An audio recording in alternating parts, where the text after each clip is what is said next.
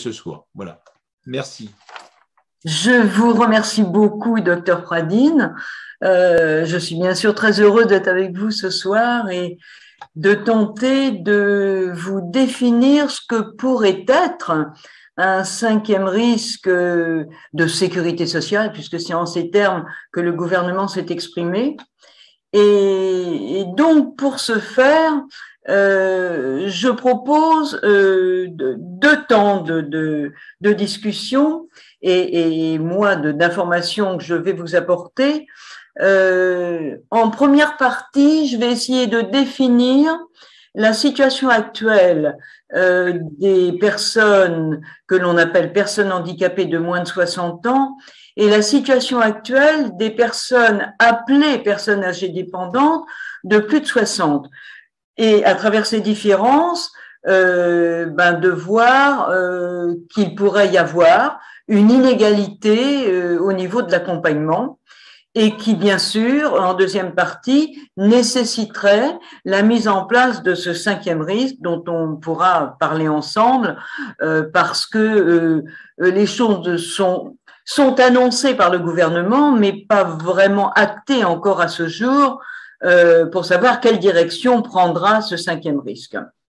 Donc, comme vous pouvez le voir, pour titre de financement de la perte d'autonomie, un cinquième risque, pourquoi ? Suppression de la barrière de l'âge, moins de 60, plus de 60, voilà.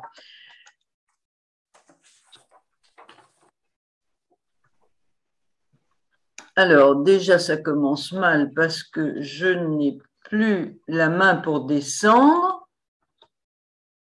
Voilà, c'est bon. Alors, on va commencer par remonter un peu dans le temps. Je suis remontée aux années 75 et à cette époque, devant l'absence de compensation des handicaps par la sécurité sociale, les pouvoirs publics en 75 ont créé une allocation compensatrice qui s'appelait l'ACTP. Ça permettait de financer l'aide qui était apportée par une tierce personne aux personnes handicapées, et ce, quel que soit leur âge et l'origine de leur handicap. Et puis, l'augmentation du coût de ces allocations, du fait du vieillissement démographique, qui continue aujourd'hui dans des proportions qui sont quand même très fortes, ça a conduit en 97 à séparer les personnes handicapées de moins de 60 ans des personnes de 60 ans et plus, qualifiées alors de personnes âgées dépendantes.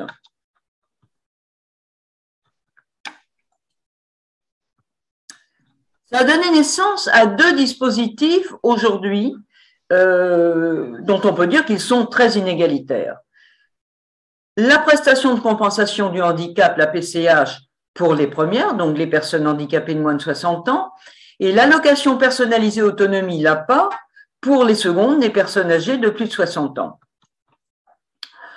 Le 12 mai 2009, je ne sais pas si vous vous en souvenez, Nicolas Sarkozy, qui était alors président de la République et qui avait déjà annoncé ça pendant sa campagne, réannonce un projet de loi sur la création d'un cinquième risque afin de prendre en charge la dépendance. Donc, c'était un espoir et nous étions très heureux de pouvoir entendre ça de la part de ce président.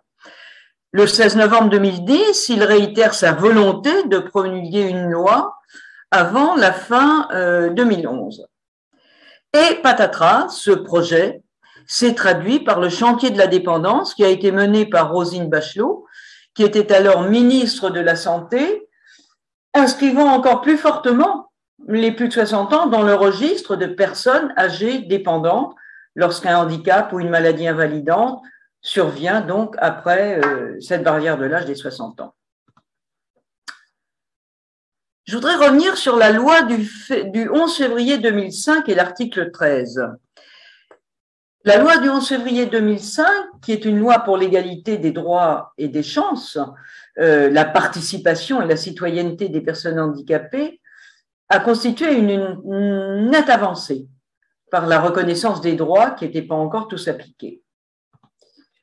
Cette loi avait prévu de supprimer en 2010 les barrières d'âge dans les dispositifs de compensation ainsi que dans les modalités de financement des établissements, et ça en rapport avec l'article 13. L'article L 114.1.1 nous dit « La personne handicapée a droit à la compensation des conséquences de son handicap, quelle que soit l'origine et la nature de sa déficience, son âge ou son mode de vie. » L'article L 114 constitue, et définit ainsi, constitue un handicap au sens de la présente loi, toute limitation d'activité ou restriction de participation à la vie en société subie dans un environnement par une personne en raison d'une altération substantielle durable ou définitive, d'une ou de plusieurs fonctions physiques, mentales, cognitives ou psychiques, d'un polyhandicap ou d'un trouble de santé invalidant.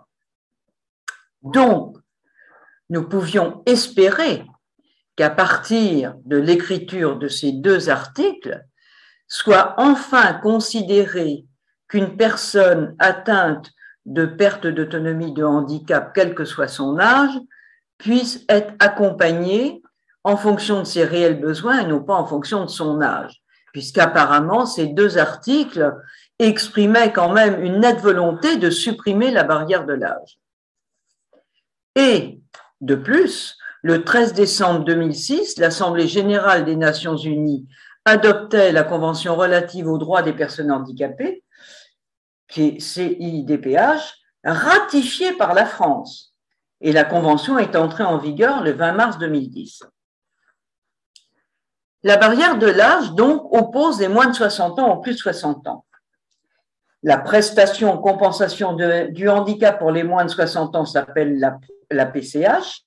L'allocation personnalisée à l'autonomie pour les plus de 60 ans, l'APA. Dans les deux cas, il faut avoir besoin d'aide pour accomplir les actes essentiels de la vie quotidienne. Se lever, se laver, s'habiller, etc. Ou être dans un état qui nécessite une surveillance régulière. Quel que soit l'âge, la perte d'autonomie nécessite d'avoir un accompagnement à la hauteur des réels besoins.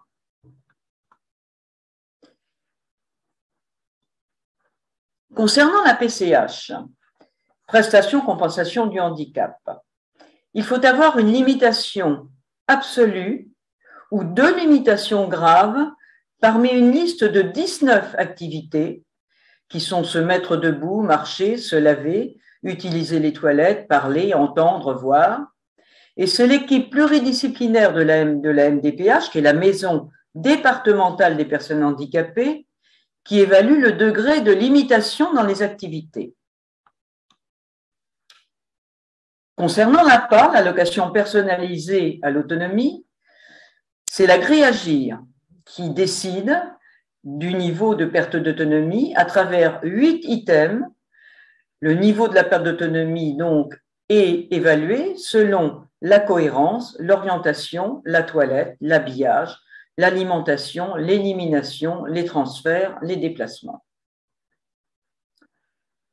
Le module, donc, qui est pris en compte pour l'APA, calcule le niveau de la perte d'autonomie en fonction des codes de réponse A, B ou C. Et pour être éligible, il faut avoir une perte d'autonomie évaluée en GIR de 1 à 4, de façon à pouvoir toucher l'allocation qui s'appelle l'APA. Et cette allocation est à demander auprès du conseil départemental. Là, je m'arrête 2 minutes parce que j'ai été très étonnée. J'ai demandé, j'ai aidé des personnes âgées à faire cette demande d'APA. Elles ont souhaité que je les accompagne lorsque un représentant du conseil général venait les rencontrer à domicile. Et j'ai été très étonnée de voir que c'était un travailleur social du conseil départemental qui venait décider, qui venait d'abord évaluer la grille avec la personne, qui ramenait cette grille au département, mais qui quand même avait un pouvoir de décision après avoir rencontré la personne sur l'évaluation de sa perte d'autonomie. Alors ça m'a beaucoup perturbée parce que je me disais, cette personne visiblement n'est pas un médecin, n'est pas une aide-soignante, n'est pas une infirmière, Donc voilà, je vous dis ça parce que je trouve ça un peu inquiétant. Donc les montants entre l'APA et la prestation, entre l'allocation personnalisée à l'autonomie et la prestation compensation du handicap, les montants sont très différents. Pour une perte d'autonomie identique, le montant du financement accordé est donc différent selon que l'on se situe d'un côté ou de l'autre de la barrière de l'âge, et ça a des répercussions pour le domicile et l'établissement, bien évidemment, pour les personnes de plus de 60 ans. Alors, je prends toujours cet exemple. Vous êtes victime d'un AVC avant 60 ans. Vous déclarez chez votre médecin traitant cette situation et qui nécessite un accompagnement des gestes de la vie que vous ne pouvez plus accomplir. Et à ce moment-là, vous pouvez prétendre à toucher la PCH et en bénéficier au-delà de 60 ans si vous décidez de rester à votre domicile. Et c'est possible actuellement jusqu'à 75 ans. Mais j'y reviendrai tout à l'heure parce que j'ai trouvé des textes qui demandent une explication. Vous faites votre AVC après 60 ans. À perte d'autonomie équivalente, vous pourrez prétendre à recevoir l'allocation personnalisée à l'autonomie qui vous donnera à minima 4 fois moins de financement que la prestation compensation du handicap pour l'accompagnement des gestes de la vie que vous ne pourrez plus accomplir. Ce qui, bien évidemment, a une lourde répercussion pour les plus de 60 ans, un accompagnement éloigné des réels besoins, le non-respect du choix du résident qui se retrouve trop souvent contraint de partir en EHPAD par manque d'accompagnement pour compenser sa perte d'autonomie à domicile. Alors, concernant les accueils en établissement, comparons les moyens en personnel pour les établissements, c'est assez intéressant. Là, je vais décliner deux sortes d'établissements qui m'ont trouvé que j'ai trouvé être les plus proches peut-être des établissements pour les personnes âgées de plus de 60 ans, parce qu'il y a effectivement un grand nombre d'accueils pour des personnes handicapées, mais moi je me suis contentée de parler des masses et des femmes qui étaient peut-être le plus proches des EHPAD et des USLD. Donc, concernant les masses, ce sont des maisons d'accueil spécialisées. Elles ont un taux d'encadrement jusqu'à 120 personnels pour 100 résidents. Les femmes, qui sont des foyers d'accueil médicalisés, ont un taux d'encadrement de 106 personnels pour 100 résidents. On arrive aux EHPAD. Les EHPAD, qui sont des établissements pour personnes âgées dépendantes, ont un taux d'encadrement, là je me suis basée sur une moyenne nationale, de 58 personnels pour 100 résidents. Les USLD, qui sont les unités de soins de longue durée pour les personnes âgées dépendantes, ont un taux d'encadrement supérieur, lui, en personnel soignant, infirmières et aides-soignantes, mais qui sont relativement dans les mêmes proportions que les EHPAD.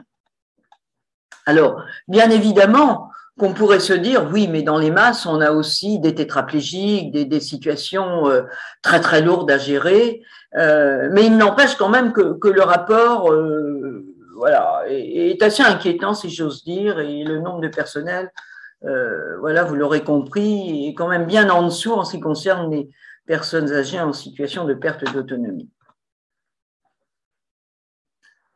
Je reviens maintenant aux établissements médico-sociaux, USLD et EHPAD. Donc, les établissements d'hébergement pour les personnes âgées dépendantes, appelés EHPAD, sont des structures médicalisées, comme vous le savez, qui accueillent des personnes âgées dépendantes. Il faut être âgé de 60 ans et plus et avoir besoin d'aide au quotidien pour effectuer les actes de la vie courante. Toutefois, certains départements accordent des dérogations pour l'admission en EHPAD des personnes de moins de 60 ans. Les unités de soins de longue durée, les USLD, accueillent des personnes âgées de plus de 60 ans en état de grande dépendance physique et ou psychique qui nécessitent un suivi médical rapproché, une surveillance et des soins médicaux permanents et constants et un accompagnement global en matière d'aide aux actes de la vie quotidienne. Là aussi, des dérogations peuvent être autorisées dans certains cas pour des moins de 60 ans. On voit bien qu'il s'ensuit aujourd'hui un déséquilibre. les résidents en EHPAD, on s'aperçoit qu'ils ont une perte d'autonomie de plus en plus lourde et qu'on est dans des GMP ou des GMPT qui se rapprochent, des GMPP, pardon, qui est proche de l'ordre de 800 dans certains établissements et ça continue à monter très très vite. Et donc ça se rapproche de la perte d'autonomie que l'on peut constater dans les USLD. Malheureusement, les EHPAD manquent cruellement de personnel soignant pour accompagner l'ensemble des besoins des résidents.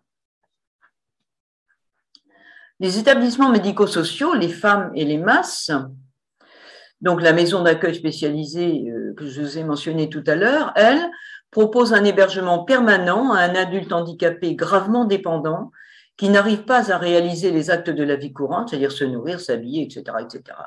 En principe, les masses accueillent des personnes un peu plus dépendantes que la population hébergée en foyer d'accueil médicalisé femmes, mais dans la pratique, les publics, finalement, sont sensiblement les mêmes. Les foyers d'accueil des femmes ont pour mission d'accueillir des personnes handicapées physiques, mentales, déficients intellectuels ou malades mentaux handicapés ou atteintes de handicap associés. Ces personnes sont dans l'incapacité d'avoir une activité professionnelle et ont besoin d'une assistance pour la plupart des actes essentiels de la vie courante, ainsi que d'une médicalisation, sans toutefois justifier une prise en charge complète par l'assurance maladie. Une partie des frais de fonctionnement des femmes sont pris en charge par l'assurance maladie. Conséquences pour les plus de 60 ans et les personnes âgées dépendantes. Des financements insuffisants pour accompagner les réels besoins liés à la perte d'autonomie à domicile comme en EHPAD. Des aidants familiaux épuisés et en burn-out au domicile de l'aidé. Des professionnels malmenés, démotivés, sous-payés, des absences répétées, des choix différents de carrière, une APA qui est différente d'un département à un autre, le respect du choix du lieu de vie de la personne âgée, qui est non respecté, des arrivées en urgence en EHPAD quand le domicile n'est plus possible, le coût exorbitant des EHPAD, faisant trop souvent basculer le résident et sa famille dans la pauvreté, le démantèlement des services publics au bénéfice du privé marchand, les urgences hospitalières débordées et encombrées, la pénurie aiguë de professionnels dans les structures du social et du médico-social produit désormais des conséquences très concrètes et alarmantes sur l'accompagnement déjà déficitaire des personnes. Les moins de 60 ans, donc personnes handicapées, quelques explications concernant sur le plan administratif surtout. Pour obtenir la PCH, il faut avoir une limitation absolue, donc on l'a dit tout à l'heure, ou deux limitations graves parmi une liste de 19 activités. On voit qu'on est déjà un peu au-dessus des items du GIR pour les personnes âgées dépendantes. Donc, c'est se mettre debout, marcher, se laver, utiliser des toilettes, parler en temps de voix. On retrouve quand même pratiquement les mêmes items dans les deux cas, hein, que ce soit les moins de 60 et plus de 60. C'est l'équipe, dans ce cas, c'est l'équipe pluridisciplinaire de la maison départementale des personnes handicapées qui évalue le degré de limitation dans les activités, contrairement aux personnes âgées dépendantes, puisque là, c'est le conseil départemental. Le plan de compensation élaboré constitue un élément essentiel du dispositif introduit par la loi de 2005 qui vise à passer de simples logiques administratives à un réel accompagnement de la personne. Ce plan s'appuie sur une approche globale des attentes et des besoins au regard du projet de vie de la personne, de son handicap et de l'évaluation menée. Ce plan-là permet de mettre en œuvre le droit à compensation tel que voulu par la loi et garantit donc la citoyenneté des personnes. Il est transmis pour avis à la personne ou à son représentant légal qui peut formuler ses observations dans un délai de 15 jours avant d'être soumis à la commission des droits et de l'autonomie pour décision. Donc, on voit qu'il y a déjà là une grande différence entre la façon dont se profile l'obtention de la PCH et l'obtention de l'APA.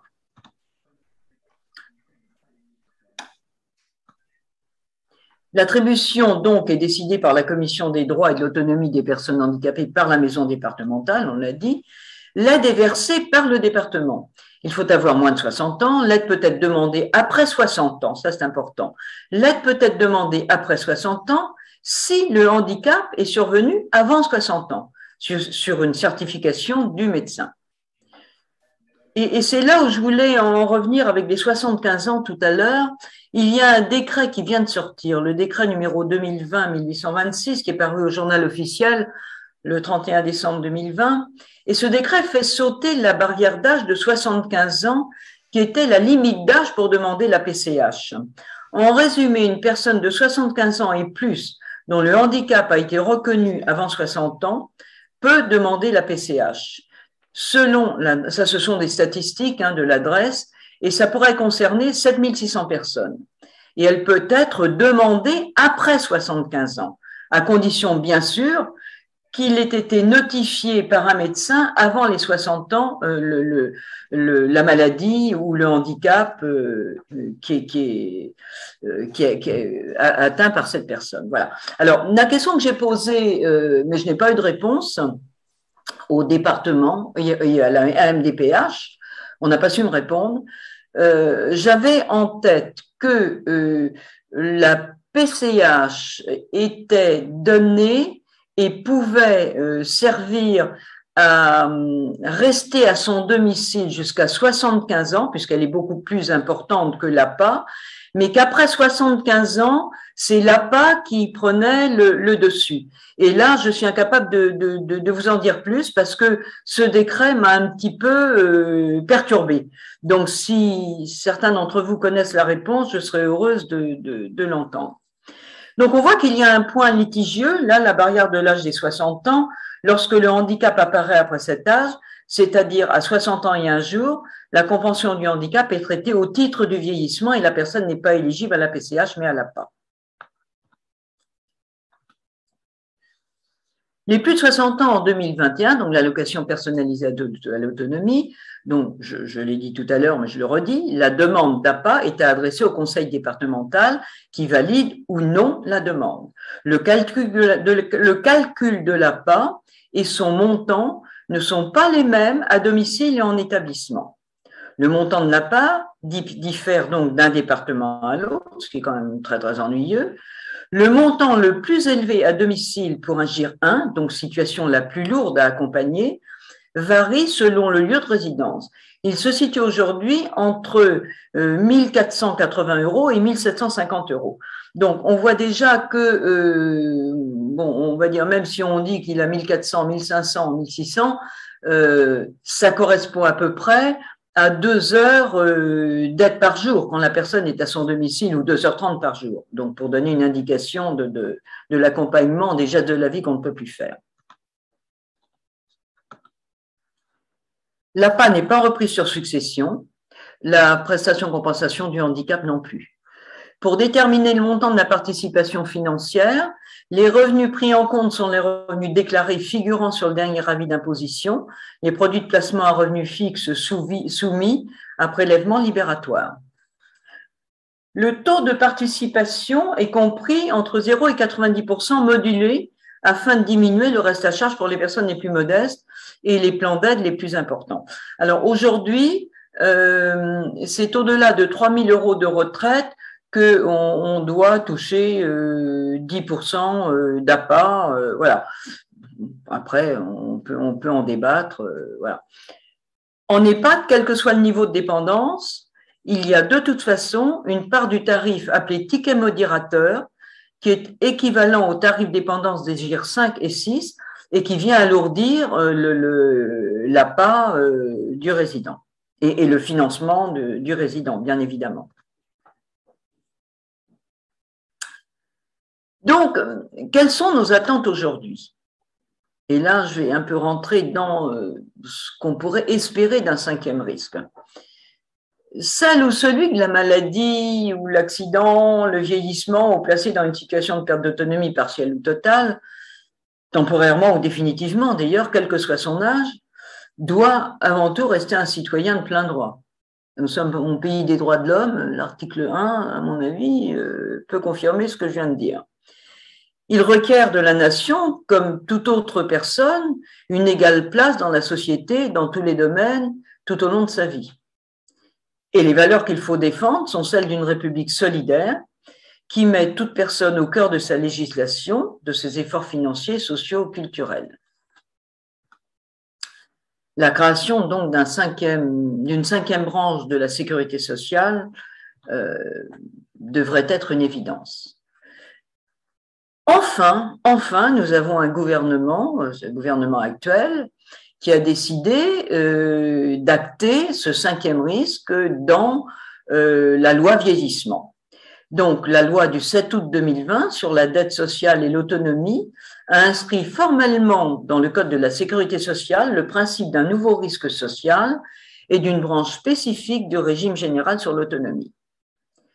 Le gouvernement s'engage donc, désolé, il y a une faute d'orthographe, à créer un cinquième risque intégré à la future loi sur le vieillissement qui, comme vous le savez, malheureusement, est repoussée à la fin du quinquennat.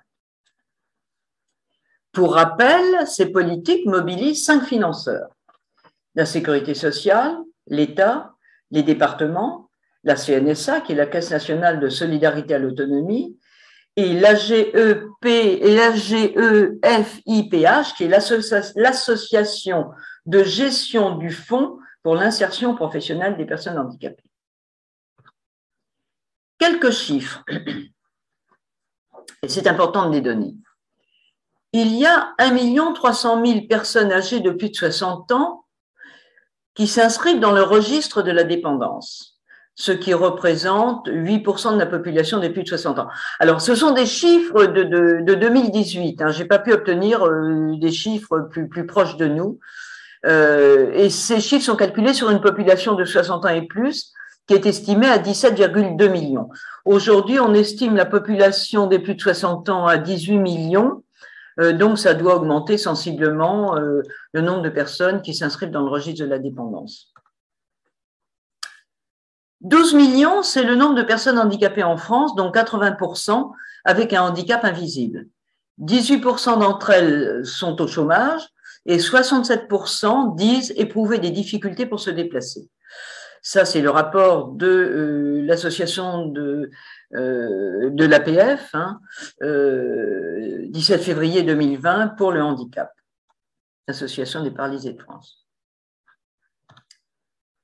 L'accompagnement des personnes concernées, on voit bien, est une nécessité absolue afin de préserver le plus longtemps possible leur autonomie à domicile comme en établissement. On a eu de nombreux rapports qui ont montré les limites et les inégalités des dispositifs de compensation actuels, tant dans leur organisation que dans leur financement. Alors, on a le rapport Ibora, le rapport Liebo, pour ne citer que ces deux-là, qui ont tous les deux abordé le cinquième risque et la nécessité de mettre en place ce cinquième risque. Donc, c'est une très bonne chose.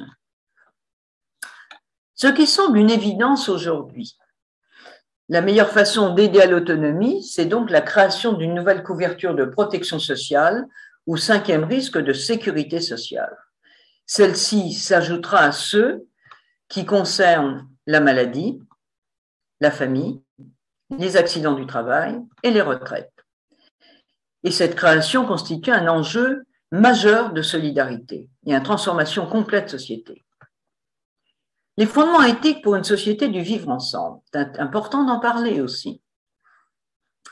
Parce que l'éthique, ce n'est pas seulement l'affaire des personnels et des experts du secteur médical ou social, mais c'est aussi et surtout celle des citoyens, avec un regard qui est issu de la diversité de leurs références philosophiques, culturelles ou spirituelles. L'éthique s'appuie sur des valeurs et des principes qui s'appliquent aux besoins d'aide, incluant le respect de la dignité humaine, le respect des citoyens leur permettant de participer aux décisions qui les concernent, notamment le choix de leur lieu de vie, la bientraitance d'un citoyen en situation de perte d'autonomie, l'équité dans le partage des ressources disponibles entre tous les citoyens. Comment concrétiser des valeurs humanistes ? À travers un projet de société essentiel dont l'objectif est le maintien de la qualité de vie. Et on en revient à la création d'un cinquième risque qui oblige à intervenir dans de nombreux domaines, la santé, l'éducation, la culture, et assurer, entre autres, un emploi pour des personnes handicapées de moins de 60 ans, un environnement physique accessible et sain, l'égalité entre les sexes, la participation à la vie sociale, la sécurité. Pour mettre en œuvre ces valeurs, il faut changer sur le long terme et agir dès maintenant. Ça veut dire que c'est bien beau d'avoir dit en août 2020, nous allons créer un 5e risque, mais il faut que les premières pierres soient posées. Et on l'attend encore. Parce que je vous parlerai après des annonces du Premier ministre concernant la loi de financement 2021, et on ne voit pas encore dans cette loi de financement les fonds nécessaires pour poser les premières pierres de ce 5e risque. On a encore l'impression que nous sommes, malgré les annonces du gouvernement, dans des pansements qui vont se superposer et qui ne remettent pas à plat l'ensemble du système dans lequel sont enfermées les personnes âgées de plus de 60 ans. Changer de regard, c'est une évidence. Le regard négatif sur le handicap, de façon à éviter toute stigmatisation des personnes handicapées et dépendantes, quel que soit leur âge. Et le regard négatif est axé sur le coût du vieillissement, qui, en assimilant la vieillesse à la maladie, stigmatise doublement les personnes les plus âgées. Elles sont considérées comme autant de charges pour la société et pour lesquelles les générations plus jeunes devraient s'apprêter à faire toujours plus de sacrifices. Or, si on revient vers les chiffres que je vous ai annoncés tout à l'heure, on voit que finalement, sur les 18 millions de retraités, de retraités, même pas de retraités, parce que les retraités, ils peuvent commencer à 64, 75 ans. Les 18 millions de personnes qui ont plus de 60 ans, on voit très bien que voilà, ces difficultés financières et cet accompagnement concernent 8% de ces personnes. Donc, on ne comprend pas bien la politique actuelle définissant qu'on coûte très cher. Comment concrétiser ces valeurs et agir dès maintenant? En œuvrant pour améliorer la qualité du cadre de vie dont bénéficieront non seulement les personnes handicapées de tous âges, mais aussi la population tout entière. En construisant l'ensemble des politiques publiques et pas seulement celles des champs du sanitaire et social, avec l'ensemble des citoyens. On s'aperçoit aujourd'hui que nous avons des injonctions qui nous arrivent en permanence du national, mais voilà, de personnes qui ne sont pas sur le terrain. Et quand on en parle avec des citoyens lambda, ils nous disent, mais écoutez, c'est bien, on décide pour nous, mais on décide sans nous. Voilà. Alors dans tout ça, bien évidemment, il ne s'agit pas de prendre aux uns les handicapés pour donner aux autres les personnes âgées dépendantes, mais de redéfinir un financement juste et équitable, répondant aux réels besoins d'accompagnement pour tous. Donc, en conclusion, c'est en favorisant et en respectant la prise de parole et l'expression de tous que l'aide à l'autonomie, le vieillissement, l'allongement de la durée de la vie s'intégreront dans l'intégralité des parcours de vie de chacun et des différentes générations constitutives de la société. Un droit universel à l'aide à l'autonomie. Oui. Alors, le droit universel à l'autonomie, il passe bien évidemment par la reconnaissance d'un droit universel au maintien de l'autonomie, indépendamment de l'âge et de l'origine du besoin de l'aide et de soins. Concrètement, ce nouveau droit, il a pour but de permettre, en complément de l'assurance maladie, le soutien à l'autonomie. Alors, j'insiste là-dessus parce que quand on essaye de décortiquer un petit peu les premiers pas qui sont faits de la part des ministres de la Santé ou qui sont en charge du vieillissement, on dit oui, 5e risque, mais 5e risque, ça veut dire quoi pour eux? Est-ce que ça veut vraiment dire suppression de la barrière de l'âge ou est-ce que ça veut dire qu'on va redéfinir pour les handicapés un certain nombre de prestations et pour les personnes âgées un autre, voilà, d'autres prestations. Donc des questions peuvent se poser. Il faut qu'on se les pose maintenant parce que voilà, ça peut être acté sans que les citoyens en aient conscience et ne sachent encore ce que ça veut dire que le 5e risque est la barrière de l'âge. L'universalité de ce droit est donc un principe fondamental. Sa mise en œuvre doit reposer sur le principe de solidarité nationale, car l'autonomie comme la santé ne sont pas des biens marchands. Donc, elle doit s'appuyer non seulement sur un socle de financement public prépondérant, mais aussi sur un dispositif de gouvernance renouvelé, autant dans l'évaluation des situations que dans la coordination des réponses apportées, afin de garantir l'égal accès de tous à des prestations de compensation de qualité. Ça implique donc la création d'une allocation universelle se substituant aux deux prestations actuelles, la PCH et l'APA.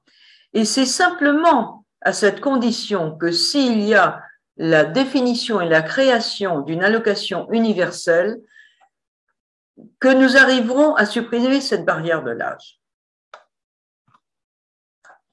Quant au financement, il appartient au pouvoir public d'en définir les modalités de mise en jeu de la solidarité nationale dans le cadre d'une juste contribution de l'ensemble des revenus et des patrimoines. Pourquoi un cinquième risque? Pour que toute personne en perte d'autonomie puisse garder le libre choix de son lieu de vie et que sa charge financière et celle de sa famille soient indépendantes de ce choix. Pour que puisse être retardée la survenue de la perte d'autonomie par des actions de prévention. On voit bien qu'aujourd'hui, ce volet de la prévention est très, très important. Pour un nouveau champ de protection sociale qui doit constituer une opportunité pour la nation de renforcement de la solidarité et de création de nouveaux métiers en lien avec l'aide apportée par la famille et le voisinage. Pour une refonte totale, permettant une restructuration totale de l'ensemble des acteurs impliqués dans l'aide à la vie des citoyens concernés. Aide à la mobilité, aide ménagère, aide humaine, aide à la communication, aide technique, aide à la parentalité, aide à l'adaptation au logement, aide aux aidants, aide à l'exercice de la citoyenneté, aide animalière.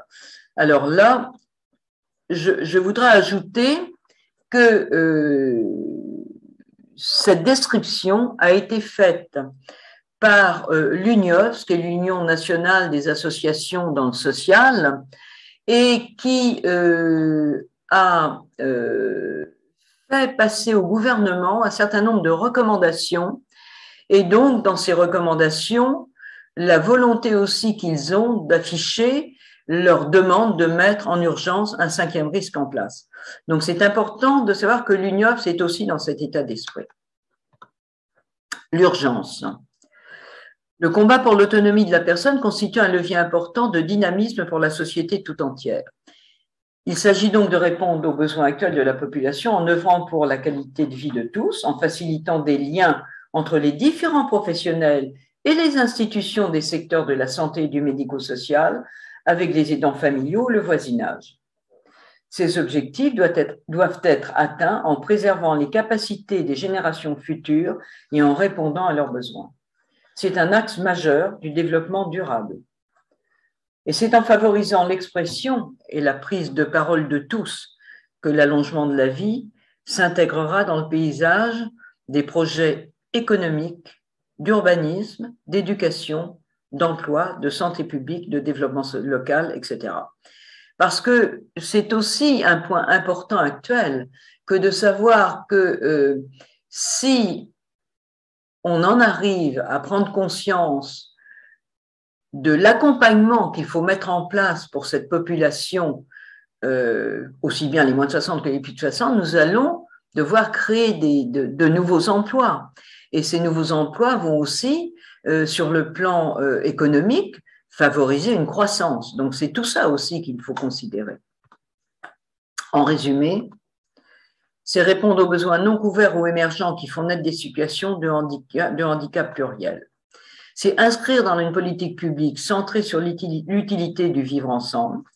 C'est créer des emplois, comme je viens de le dire, qui ne peuvent pas être délocalisés. C'est créer des nouveaux métiers.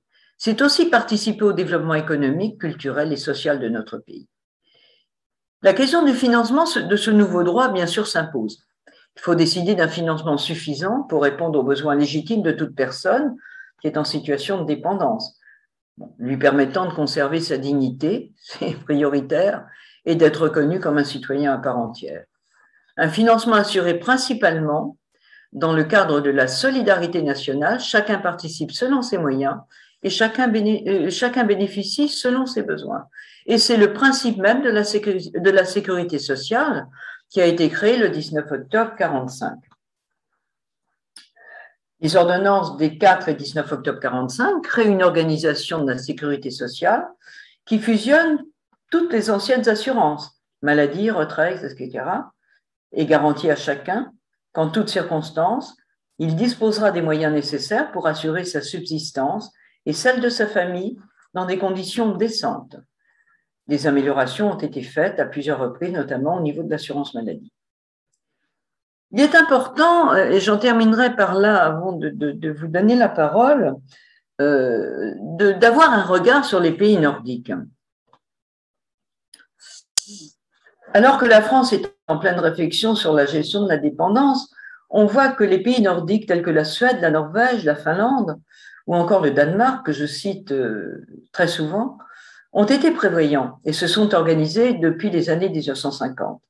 Et bon nombre d'entre eux ont déjà mis en place un impôt qui leur permet aujourd'hui de financer bien mieux que nous la perte d'autonomie.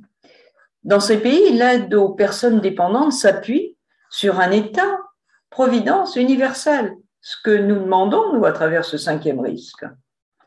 Ce qui implique que, quel que soit son âge ou sa situation sociale, une personne dépendante peut recevoir les services de prestataires publics ou privés à but non lucratif, dont la formation du personnel est très contrôlée. Ces prestations sont financées par l'impôt national et surtout par les municipalités. Et dans ces municipalités, d'ailleurs, il y a juridiquement, les personnes âgées ont le droit de participer à la vie de la municipalité, qui est dans l'obligation de les informer de toute mesure qu'elle prendrait dans l'amélioration de cette partie de la vie. Et les personnes âgées peuvent avoir autorité pour dire ça nous convient ou ça ne nous convient pas. De plus, dans ces pays, on ne parle pas de prise en charge de la dépendance, mais de compensation de la perte d'autonomie. Il semble que la notion de dépendance soit typiquement française. Et c'est à partir de cette notion de dépendance que l'on a donc élaboré la grille Agir, qui consiste à classer les personnes âgées sur une échelle de 1 à 6 en fonction de leur niveau de dépendance. À titre de comparaison, la Hollande consacre 3,2% de son PNB au financement de la dépendance, contre 2,7% pour la Suède, 2,3% pour le Danemark et 1,4% pour la France. Voilà. Et j'en ai terminé. Et je pense que j'aimerais que le débat s'ouvre parce que j'ai dit beaucoup de choses. Je vous ai peut-être un peu fatigué par beaucoup de choses, beaucoup d'éléments, mais voilà, l'important maintenant c'est le débat et de vous entendre. Merci beaucoup donc pour cet exposé dense qui même auprès de professionnels, je crois, amène à pas mal de mises au point, de découvertes. C'est vrai que c'est pas évident pour des personnes cliniciennes comme moi d'envisager l'ensemble de ces problèmes. Donc, je vous en remercie.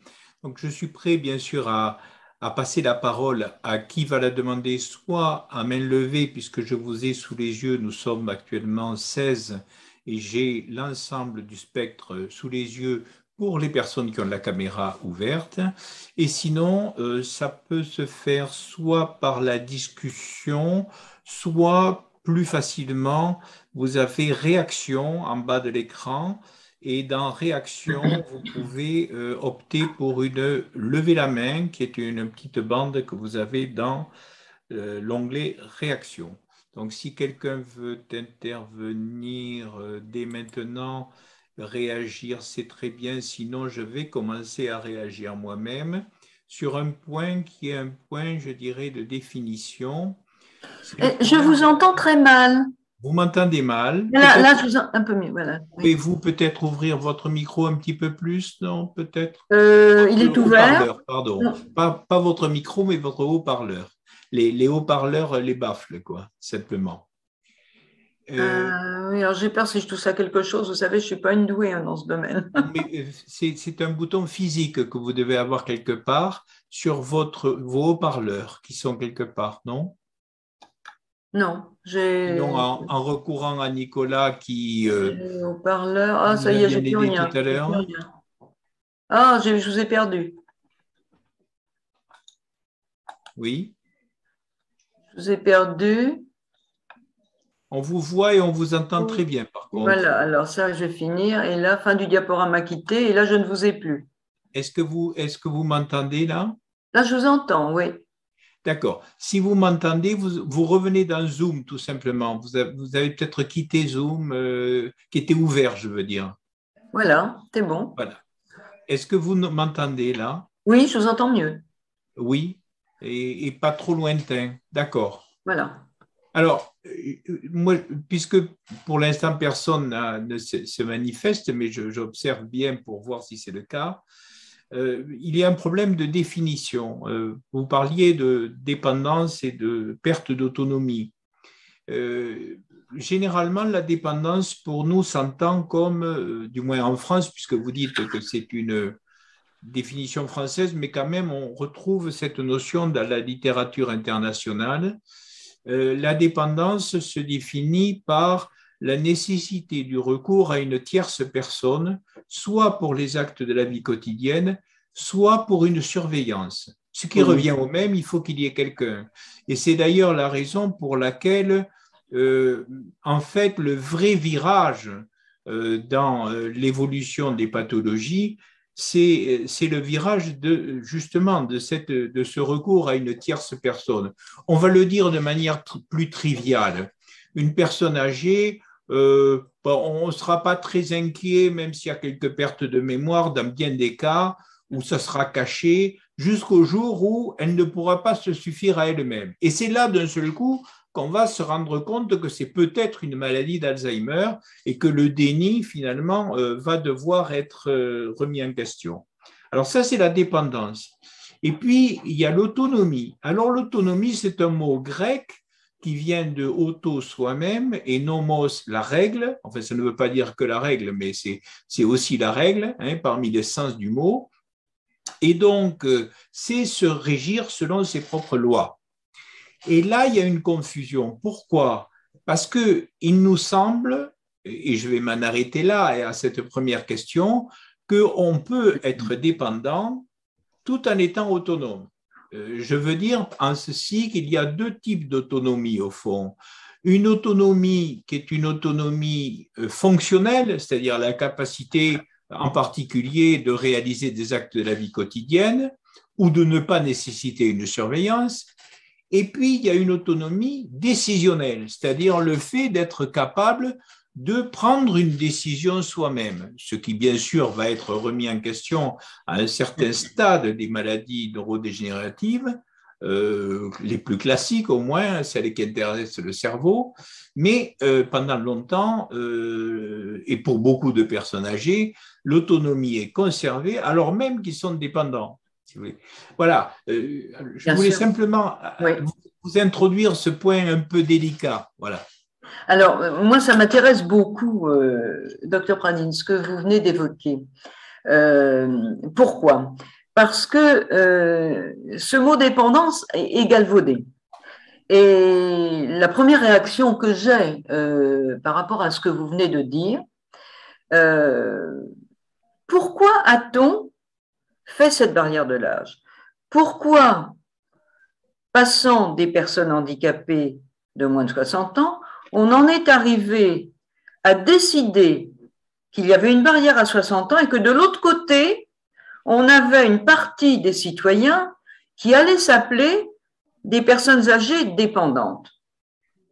La réponse aujourd'hui, elle est très claire. C'est essentiellement pour des raisons budgétaires. Bon, première chose. Ensuite, évidemment, et c'est pour ça qu'on retrouve entre les notions de perte d'autonomie dans le registre du handicap et les notions de perte d'autonomie dans les registres des personnes âgées dépendantes, comme les notions de dépendance des moins de 60 et sur dépendance des plus de 60, on retrouve exactement les mêmes choses. On voit que dans les personnes handicapées de moins de 60 ans, nous avons des handicapés physiques, nous avons des handicapés psychiques, intellectuels, nous avons aussi des maladies cognitives et nous avons chez les personnes âgées de plus de 60, dans les pertes d'autonomie, des pertes d'autonomie fonctionnelles, des pertes d'autonomie décisionnelles. Voilà. Mais on a décidé aujourd'hui que vieillir était une maladie, alors que vieillir n'est pas une infirmité, vieillir n'est pas une maladie. Et on a décidé qu'une personne qui était âgée de plus de 60 ans, de toute façon, allait terminer dans une situation catastrophique de dépendance ou de perte d'autonomie. Voilà. Donc, je trouve important aujourd'hui d'insister sur le fait de ce mot dépendance qui catalogue toute une partie des citoyens et ça n'a pas raison d'être de cette façon-là. Si ce n'est, comme je le disais tout à l'heure, une raison essentiellement budgétaire. Et comme je l'ai dit dans l'exposé, on a vu les différences de financement d'accompagnement entre les uns et les autres. Est-ce que Serge Bismuth, qui a levé la main, veut bien s'exprimer? Oui. Pour revenir à ce que vous dites, ce dont je me souviens, c'est que pour les personnes âgées, avait été mise en place une prestation spécifique dépendance, oui. qui s'appelait la PSD. Oui. Et cette prestation avait des conséquences, c'est-à-dire que au moment du décès, il fallait rembourser. Voilà. Et donc, quand elle a été supprimée et remplacée par l'APA, c'était pour que ça devienne une allocation, oui. Et que donc il n'y ait plus cet élément parce qu'on avait constaté que c'était un frein pour un certain nombre de personnes. Donc parce qu'il y a aussi des progrès, hein. Il ne faut pas tout voir en noir, et il faut voir aussi les progrès qui ont été faits. Donc ça, c'est la première chose. La deuxième difficulté que je vois pour ce cinquième risque, c'est le fait que les financements sont différents. C'est-à-dire, vous parlez d'un financement national.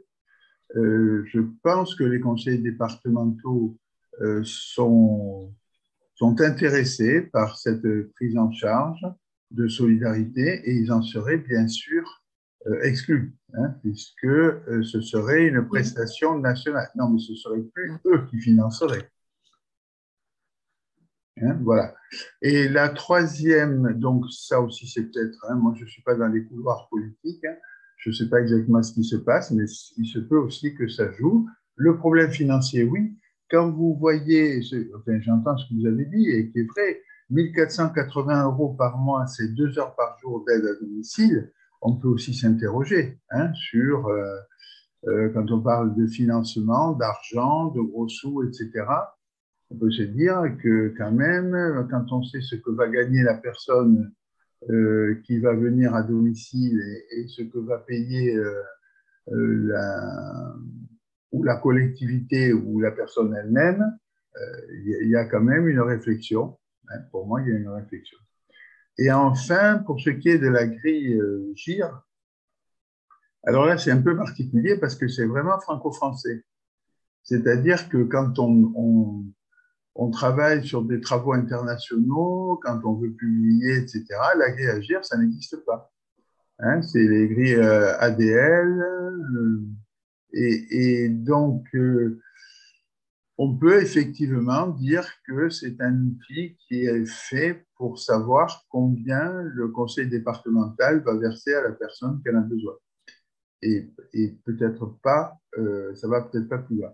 Moi, j'y vois comme difficulté, donc je reviens là-dessus, le fait qu'il y ait pour l'instant 2 financeurs et qu'il y en a un qui va disparaître.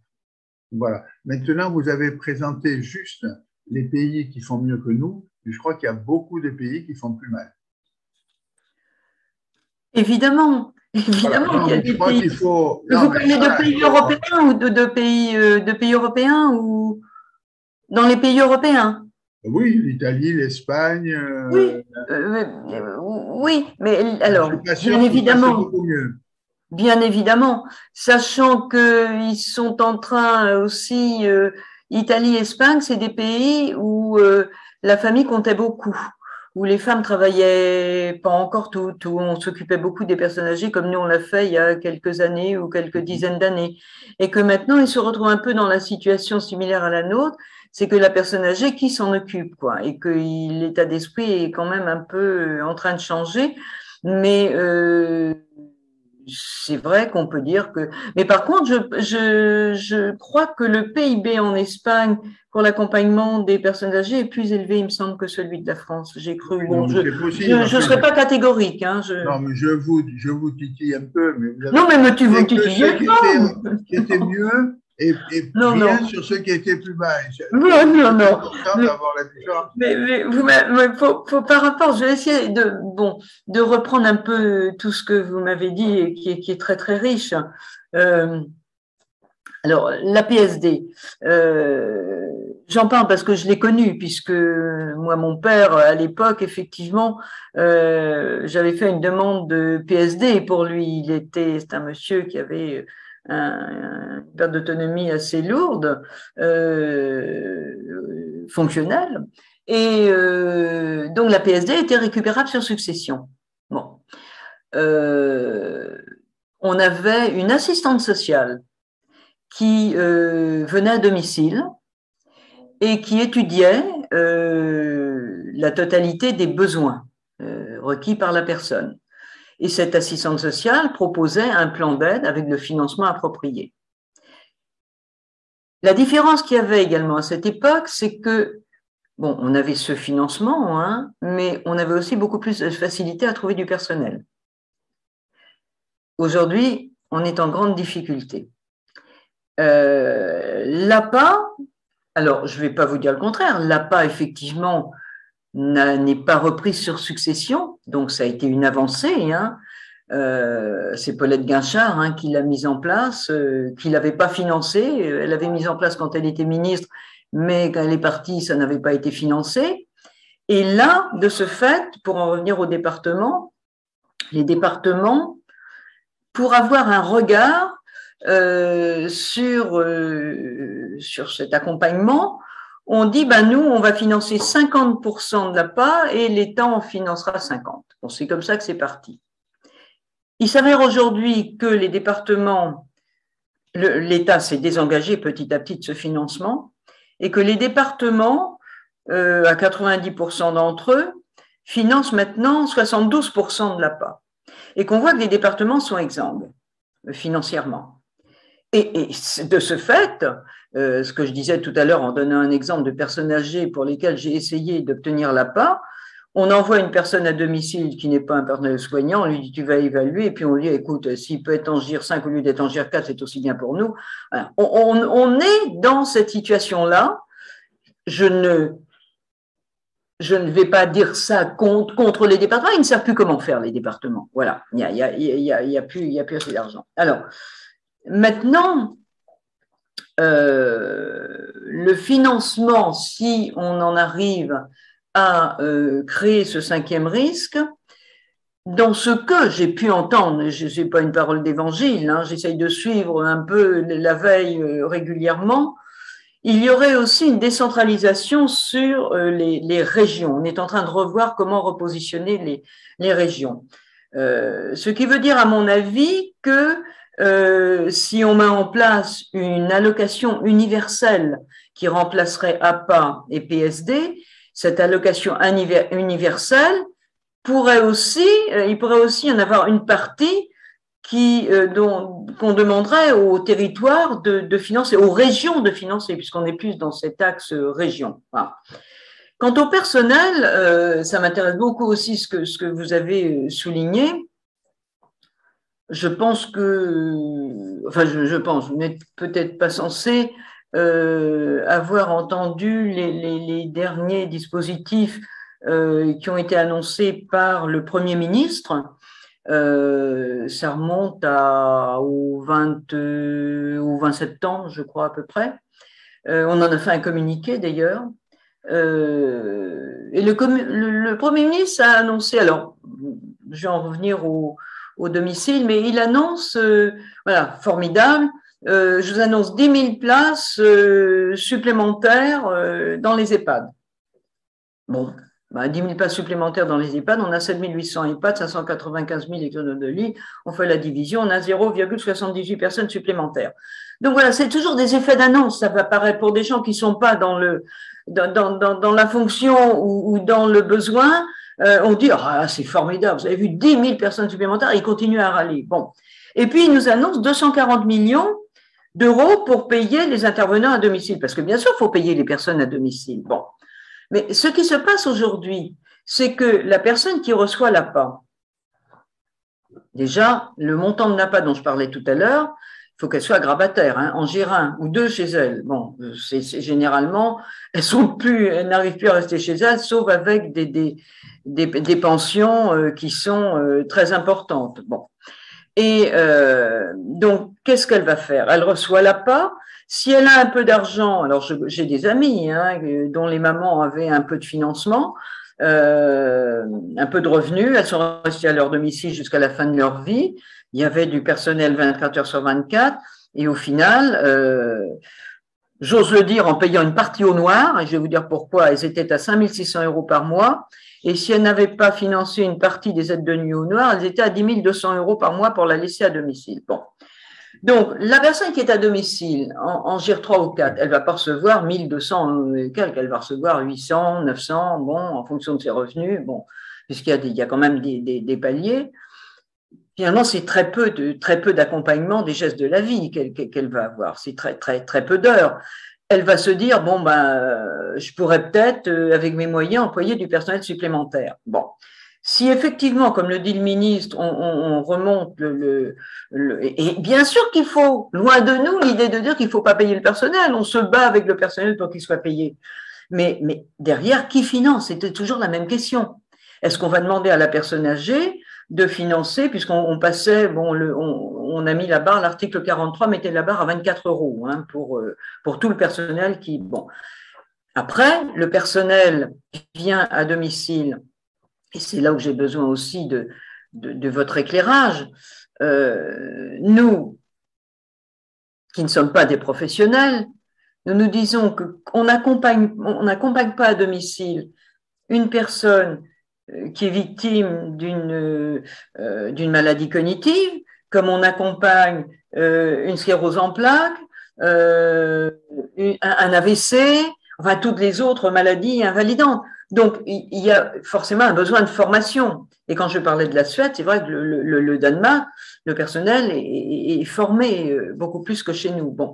Donc, il y a besoin de formation. Dans toute entreprise, quand vous avez une formation, évidemment, vous avez un salaire qui suit.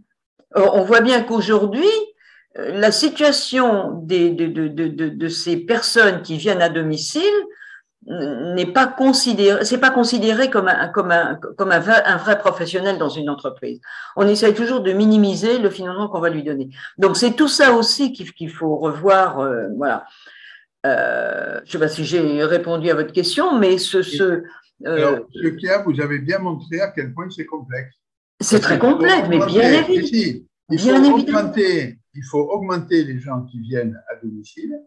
Il faut augmenter le nombre d'heures, il faut augmenter les financements donnés aux gens, mais on ne sait pas où sortir l'argent. Voilà, c'est ça qui est compliqué. Alors, ce que je voulais dire, parce que vous avez on sait, on commence à savoir où prendre l'argent. Alors, les GIR dont vous parlez, moi personnellement, j'ai fait 40 ans de médecine générale, donc je connais très bien ce sujet. Dans l'ensemble, moi, mes patients, ils avaient un GIR qui correspondait à leur état de perte d'autonomie ou de dépendance, comme vous voulez.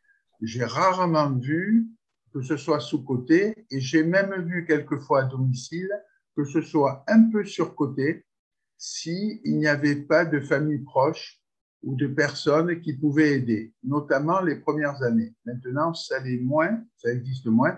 J'ai vu des gens entrer en maison de retraite qui étaient considérés comme GIR 3, par exemple, à domicile, et qui étaient en fait des GIR 4. Voilà, c'est pour vous dire qu'il ne faut pas non plus jeter tout ça. Non, mais les GIR ne sont pas bien évalués. Voilà. C'est complexe. Voilà. Entre entre l'évaluation, il y a 3-4 ans, et l'évaluation maintenant, on voit la difficulté des départements. Voilà. Les choses, elles n'évoluent pas dans le bon sens, et c'est pour ça que je dis qu'il faut que le système soit remis à plat. Les choses n'évoluent pas dans le bon sens. En plus, il y a des situations, j'en parlais moi à un gérontologue là, du CHIC de Rennes dernièrement, qui me dit, ben oui, qu'est-ce qu'on fait? On a dans des personnes âgées des Covid longs. Ces Covid longs, ces personnes sont extrêmement fatigables. Quand vous demandez au département, le médecin remplit une grille, on dit excessivement fatigable, ne peut pas aller faire ses courses, se fatigue très vite, etc. C'est GIR5, d'office. Alors, peut-être que dans votre département, les choses… Mais j'entends de ça de beaucoup de départements. Et contrairement à ce qui se passe… Non, mais ce n'est pas la pathologie qu'on évalue, c'est les possibilités, les capacités de la personne, quelle que soit la pathologie. Ce n'est pas la pathologie, c'est un état de perte d'autonomie, c'est ça qu'on évalue pour la grille GIR, qui est Covid ou qui n'est pas Covid. Je sais bien. Que peut faire la personne? Et en ce qui concerne le Covid, elle marche, elle s'habille, elle truc, elle machin, les items de l'APA sont là. Quand vous faites, j'ai rempli moi des grilles pour des personnes, des grilles APA avec le médecin. Elle s'habille, elle se nourrit, elle se lave, elle sort, elle se perd pas, etc. Eh ben voilà, vous avez la situation. Donc, elle est fatigable? Bon. Vous, en tant que médecin, oui, mais quand vous amenez cette grille au conseil départemental et quand vous avez la personne du conseil départemental qui vient au domicile de la personne et qui voit qu'elle marche, qu'elle s'habille, qu'elle prend son téléphone, voilà, vous non. Elle n'est pas dépendante. Elle a des difficultés pour son autonomie, mais elle n'est pas dépendante. C'est-à-dire, elle peut tout à fait commander ses courses au casino, puisqu'elle est capable, qu'elle comprend qu'elle a sa tête, elle peut prendre un téléphone, elle est capable peut-être de faire un chèque, elle est capable, il faut peut-être qu'elle vive différemment. Voilà. C'est la dépendance qu'on évalue et pas la pathologie.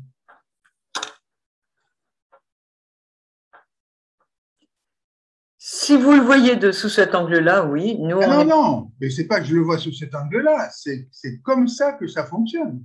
C'est une grille qui permet d'évaluer les besoins. Alors, pourquoi cette grille est très compliquée quand il s'agit d'évaluer une personne qui a une maladie cognitive? Parce qu'elle fait tous les actes de la vie. Elle n'est pas plus compliquée. Non, moi, j'en remplis régulièrement. C'est ce que les gens ne savent pas la remplir. Ah ben ça, c'est peut-être. Mais il y a beaucoup de gens qui ne savent pas la remplir parce que j'entends ça de la part de, notamment, de directeurs d'établissements qui ont d'énormes difficultés en me disant, bah oui, mais bon, c'est vrai qu'elle sort, elle s'habille, elle mange un truc, mais bon, il faut être à côté d'elle tout le temps, quoi. Il faut la prendre en charge tout le temps. Bon, qu'est-ce qu'on fait? Et elle pourrait être en GIR5. Ça veut dire qu'elle ne s'habille pas correctement. S'il faut s'occuper d'elle tout le temps, elle ne s'habille pas correctement. Quand elle fait la toilette, elle ne la fait pas correctement. Elle est peut-être incontinente. Elle n'est pas capable de manger seule parce qu'elle n'est pas capable de savoir à quel moment il faut manger. Elle peut laisser des choses dans le frigo sans se rendre compte qu'elles sont périmées et ne pas les manger. Enfin, quelqu'un qui est autonome et quelqu'un qui est capable de gérer tout ça. Peut-être Bernard Poc, tu veux… Non, c'était tout simplement pour appuyer ce que dit Serge Bismuth. La grille Agir, on peut contester et tout. Bon, ce qu'il faut bien préciser, c'est que la grille Agir, ce sont les pouvoirs publics qui l'ont prise comme moyen de paiement. Elle n'a pas été fabriquée dans ce but-là. Donc, cela explique un certain nombre d'inconvénients que vous avez signalés, Madame Le Gall. Elle n'a pas été conçue pour ce dont l'État l'utilise. Et d'autre part, malheureusement, on s'en sert. Et pourtant, on s'en sert. Mais ça, c'est oui. La décision de l'État et des pouvoirs publics. Et comme le précise Serge Bismuth, encore faut-il bien l'utiliser.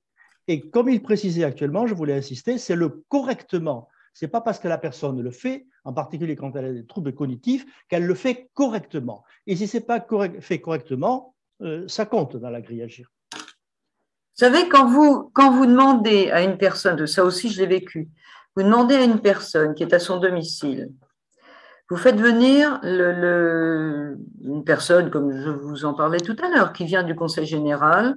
Le médecin a donné ses indications en disant cette personne a besoin. Bon. Elle n'est pas forcément, elle va pas forcément devant la personne qui vient du conseil départemental.